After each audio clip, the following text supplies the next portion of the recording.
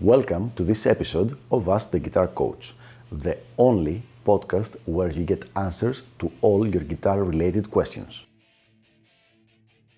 If you're interested in developing your guitar skills and reaching your music goals, please send me an email at the email address ioannis@ioannis.org. That is ioannis@ioannis.org, so that I can let you know about all the different packages of elite guitar coaching and how you can get private coaching by me. Without further ado, let's go to our question for the day. What kind of questions do you enjoy answering at guitar clinics? Here's a nice one.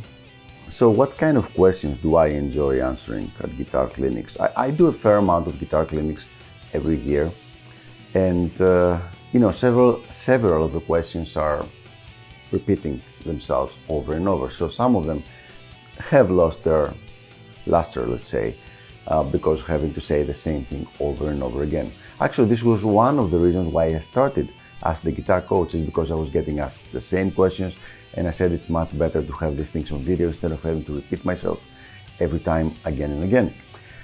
Now, the kind of questions I enjoy answering in guitar clinics are the questions that set up the proper background for someone to become a successful guitar player, a successful musician. Successful being reaching their goals, okay? Not necessarily becoming a professional or anything like that. So anything involving how to keep your motivation, how to arrange your practice schedule, how to stop things from stressing you from real life, from the rest of real life, let's say, so that it doesn't really affect your guitar playing, how to make sure you don't give up on your dream of becoming a good player.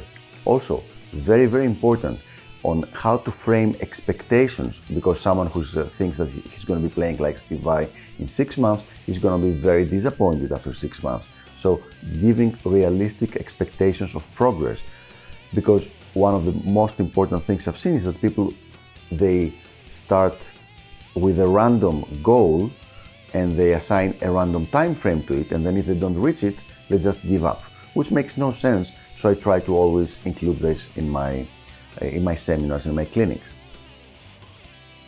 Next has to do with productivity, how to create a really good practice schedule depending on your needs. We're actually going to have a series of videos on that specific thing, maybe even a course on that. How to be more productive, how to work on deliberate practice instead of just mindless noodling. So all those things that have a very big ripple effect in someone's development as a guitar player, these are the kind of things I enjoy answering in clinics.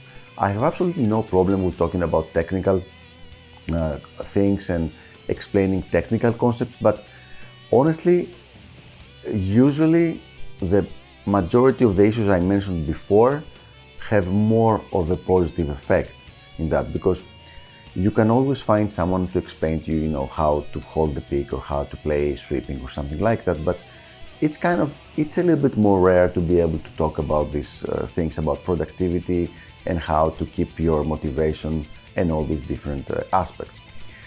So all in all, this is what I would say. I enjoy talking about things that will have a huge effect on a person's playing. So if someone is playing right now 1 hour per day, and by using some of my hacks, my guitar playing, guitar studying hacks, I can make him play 2 hours per day, then this is going to have a huge ripple effect down the line for him. And these are the kind of questions I prefer answering.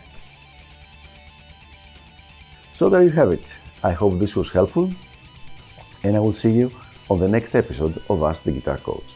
Until then, keep sending me your questions and I will do my best to answer them in a future video.